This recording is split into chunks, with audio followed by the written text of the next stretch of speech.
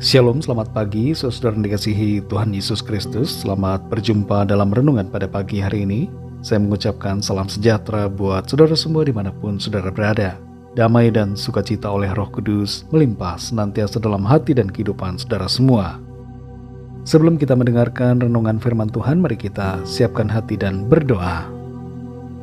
Bapa yang baik, Bapa dalam nama Tuhan Yesus Kristus, kami bersyukur untuk pagi hari ini. Kembali kami boleh bangun dengan kekuatan, kesehatan dan berkat kebaikan Tuhan. Kami yakin percaya bahwa rencana Tuhan baik dan indah bagi kami. Rancangan-Mu lebih daripada rancangan kami. Saat ini kami mau mendengarkan sabda firman-Mu. Urapi kami agar kami mengerti akan kehendak-Mu ya Tuhan. Dalam nama Tuhan Yesus kami berdoa. Haleluya. Amin.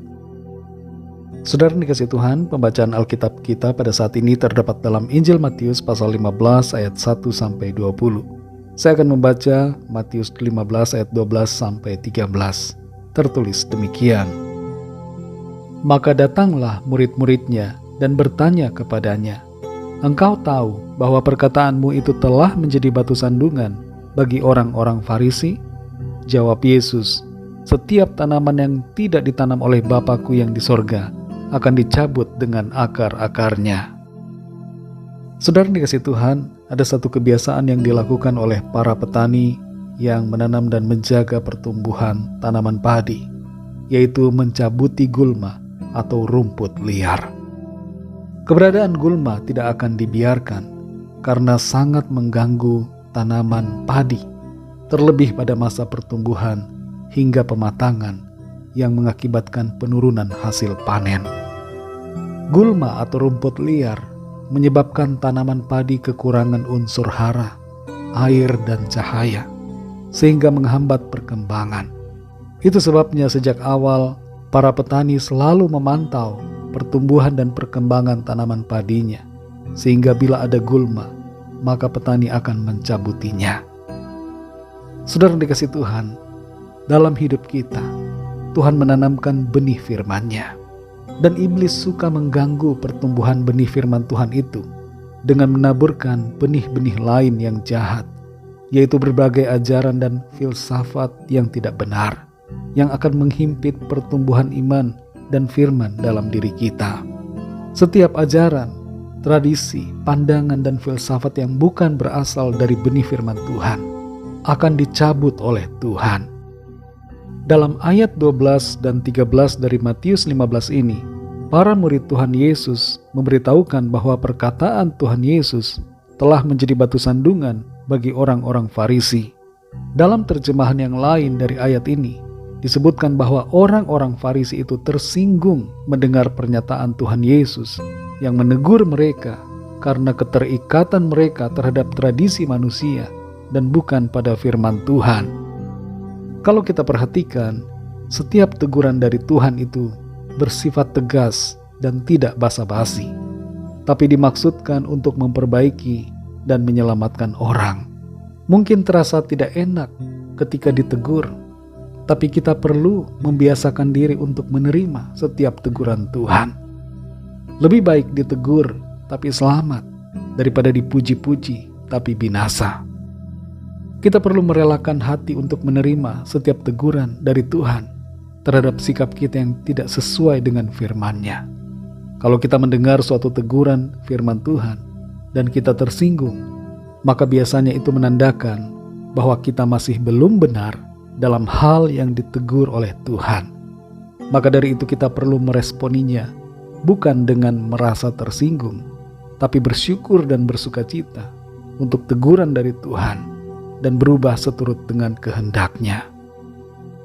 Dalam ayat yang ke-13, Tuhan Yesus berkata, "Setiap tanaman yang tidak ditanam oleh Bapa-Ku yang di surga akan dicabut sampai ke akar-akarnya." Ini mengandung arti bahwa semua hal yang tidak sesuai dengan firman Tuhan tidak akan dibiarkannya untuk bertumbuh dalam hidup kita. Dan kita pun secara pribadi tidak boleh membiarkan hal-hal yang tidak benar itu bertumbuh dan berkembang dalam hati dan pikiran kita, terlebih lagi dalam sikap perbuatan kita setiap hari. Semua yang tidak benar harus dibersihkan Semua yang tidak benar akan dicabut oleh Tuhan dari dalam hati dan pikiran kita dan dari segala aspek hidup kita. Tuhan mau membersihkan kita dan menjaga agar kita bertumbuh dengan benar dalam pengenalan akan Tuhan dan dalam pengertian akan firman-Nya, sehingga kita terus bertumbuh dan berbuah lebat sesuai dengan kehendak Tuhan. Saudara dikasihi Tuhan, di dunia di mana kita hidup, ada begitu banyak hal di sekeliling kita, dalam pergaulan, dalam lingkungan masyarakat, yang dapat mengkontaminasi dan menghimpit firman Tuhan sehingga tidak bertumbuh. Dan itu sebabnya Roh Kudus selalu menolong kita. Roh Kudus mengingatkan kita akan firman Tuhan. Dan Tuhan membersihkan kita dari segala pencemaran dan gangguan yang menghambat pertumbuhan iman kita. Mari saudara dikasihi Tuhan, relakan hati untuk ditegur Tuhan dan responi setiap teguran Tuhan dengan sukacita dan sikap perubahan. Relakan diri kita untuk dibersihkan Tuhan setiap hari, agar hanya firman Tuhan saja yang bertumbuh dalam hati, dalam pikiran dan kehidupan kita. Mari kita berdoa. Bapa, dalam nama Tuhan Yesus Kristus, kami bersyukur untuk kebaikan-Mu. Lewat firman-Mu kembali kami dibersihkan dari semua yang tidak benar, semua yang tidak baik, semua kontaminasi dunia ini yang mencoba menghimpit pertumbuhan iman kami dan menghimpit pertumbuhan firman-Mu dalam hidup kami. Kami menyadari bahwa setiap teguran-Mu bermaksud baik bagi kami. Karena itu kami mau dengan sukacita menerima setiap teguran firman Tuhan. Dan kami mau tanggalkan segala hal yang bukan berasal dari Tuhan. Kami mau singkirkan dan kami mau relakan Tuhan mencabut semuanya dari dalam hati dan pikiran kami dan dari dalam kehidupan kami sehari-hari, yaitu semua yang tidak benar dan tidak berkenan kepadamu, semua tradisi buatan manusia, semua hal-hal yang tidak berpadanan dengan firman Tuhan. Tolong kami Roh Kudus, supaya kehidupan kami selalu selaras dengan kehendak firman Tuhan, dan kami terus bertumbuh semakin lebat dan berbuah-buah bagi kemuliaan Tuhan. Pimpin kami ya Bapa di sepanjang hari ini, sertai kami dalam segala aktivitas kami, dan jadikan hidup kami berkat bagi sesama di sekeliling kami. Kami bawa kepadamu ya Tuhan setiap permohonan doa, agar Tuhan menolong, menjamah, memberikan jalan keluar, dan menyatakan kuasa-Mu bagi setiap kami. Kami percaya kami alami kesembuhan, jawaban doa, kami alami kemenangan, kami alami pertolongan Tuhan yang ajaib dalam kehidupan kami. Terima kasih Tuhan, segala puji hormat kemuliaan bagi nama-Mu. Dalam nama-Mu yang kudus, nama Tuhan Yesus Kristus, kami sudah berdoa dan mengucap syukur. Haleluya. Mari sama-sama kita berdoa doa Bapa kami. Bapa kami yang di sorga, dikuduskanlah nama-Mu, datanglah kerajaan-Mu, jadilah kehendak-Mu di bumi seperti di sorga. Berikanlah kami pada hari ini makanan kami yang secukupnya, dan ampunilah kami akan kesalahan kami, seperti kami juga mengampuni orang yang bersalah kepada kami. Dan janganlah membawa kami ke dalam pencobaan, tetapi lepaskanlah kami daripada yang jahat, karena Engkaulah yang mempunyai kerajaan, dan kuasa dan kemuliaan, sampai selama-lamanya. Amin. Terimalah berkat Tuhan. Tuhan memberkati engkau dan melindungi engkau. Tuhan menyinari engkau dengan wajah-Nya dan memberikan kasih karunia. Tuhan menghadapkan wajah-Nya kepadamu dan memberikan damai sejahtera.